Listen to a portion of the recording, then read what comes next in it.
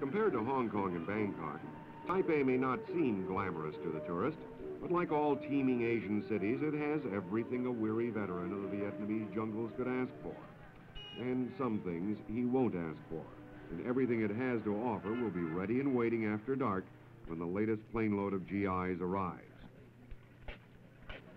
There's a minimum of formality as the GIs arrive, just an abbreviated immigration procedure.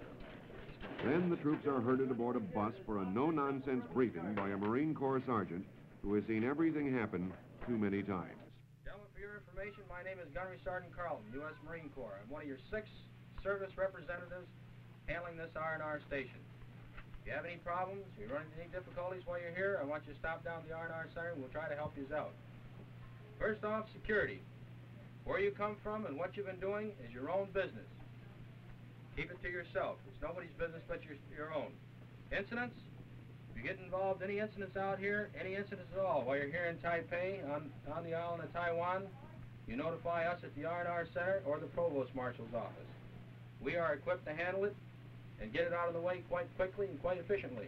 If you try to take care of it yourself, it's going to make it a little bit more difficult when we come out to help you. Your general conduct, I'm not going to go into detail on that. Gentlemen, you're all old enough to know how to conduct yourselves. Also, gentlemen, we got 2 types of girls here on the island. We got the good ones, the bad ones, those that wear white socks, and those that don't wear any white socks at all. The first girl I'm going to tell you about wears a little triangular-shaped pin on her lapel. So you're going to meet her tonight out in the bars, and she's what we call a hostess. Now, gentlemen, this girl that's all she is a hostess. She'll sit in the bar and she'll sit there and talk with you all night to the tune of 1 drink every 15 minutes to 4 drinks an hour. And it's going to cost you a bucket drink every time they drop one of those little tulips on her flat. Now, I'm going to tell you right now that she's going to probably drink more than 1 drink every 15 minutes.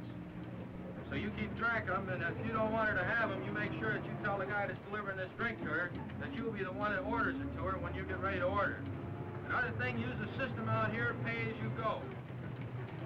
Don't let them build up a tab, because if you do, you're going to knock down anywhere from 50 on up to 100 bucks in that bar tonight. And before you know it, you're not going to know exactly where it went to. So if you use the system, pay as you go, you'll have no problem. The other little girl we got out here wears a little circular pin on her lapel. She's what we call a thoroughbred. And she's got plenty of practice. She's been in operation since January, and with the Chinese, she's been in operation a little bit longer than that. Now this girl, you'll find her out at the bar. Now remember, she wears a little circular pin on her lapel.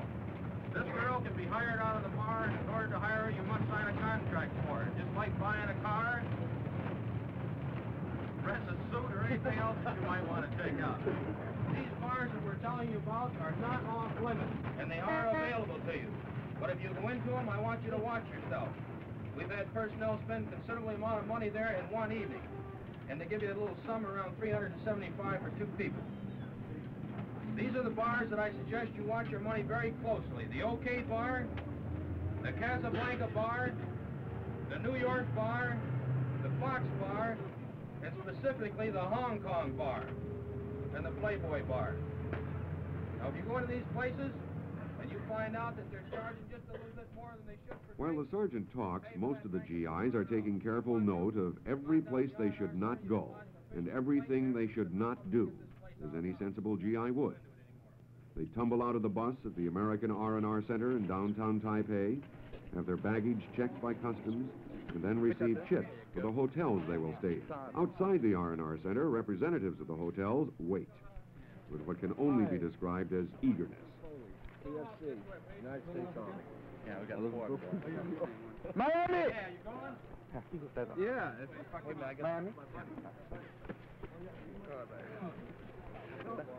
A scene that will repeat itself in every R&R city in Asia tonight.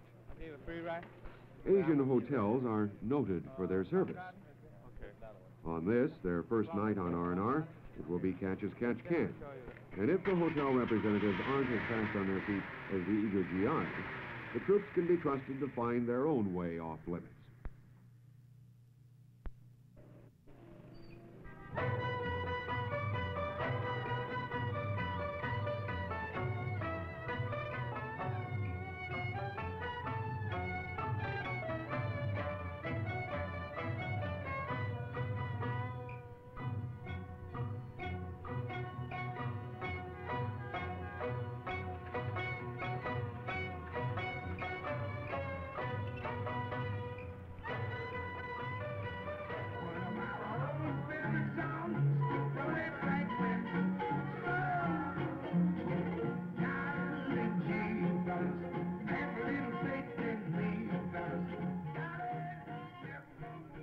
We found many of the GIs exactly where we expected them to be, in one of the bars the Marine sergeant had warned them away from. The setting may seem a little unreal, like a hothouse, but after months in the stinking jungle of war, a little old-fashioned American overindulgence helps, even if the whiskey is watered and the music is too loud. And after some boyish awkwardness, a little conversation can do as much good as whiskey. Give her a kiss. Give her a kiss. It'd be nice. I'll give you a kiss. I don't know him before. I don't know you. Who knows me? Nobody. I just got here today.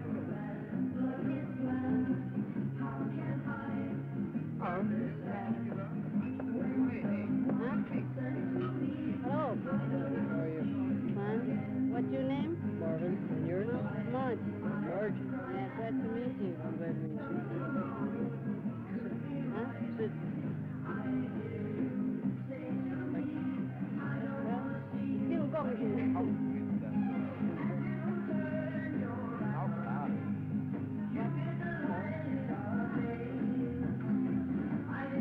How long you been here? Oh, I got here Tuesday. Tuesday? Yeah, I'll be here till Saturday. How long you gonna stay here? Saturday. You like Taipei? Yeah, I've been here. This is the second time I've been here. Second time? Yeah, I came in May 1966. And I like it very much. Very beautiful country. Come back again? Some of these GIs will spend their whole R&R in bars, from one end of Taipei to the other, until the taste of war has been completely drowned. It is in the back of almost every throat, even among the fuzzy-cheeked kids who've just had their first taste of combat and their first taste of R&R. But others will find more to do than drink and talk here in Taipei and across the R&R circuit, and I'll be back in a moment with a look at some of the other sides of R&R.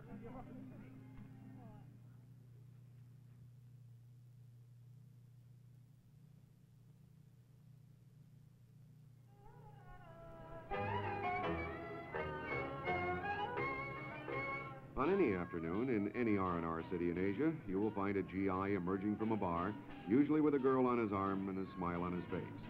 Not surprisingly, many of them have fallen in love, of one sort or another, and it will last or it won't last. At the same moment in time, you will find other GIs prowling the streets, hunting for presents for a parent or a wife or a child back home. Something exotic from a place that produces both exotic trinkets and exotic wars.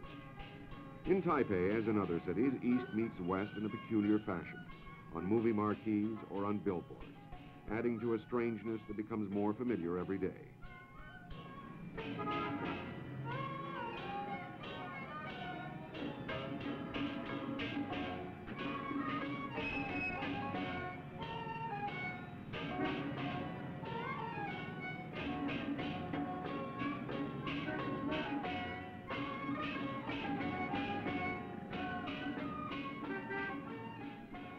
The delicacy served from familiar containers along the streets of Taipei may not be so familiar to the palate or too appetizing until you discover why they've been cooked that way for thousands of years.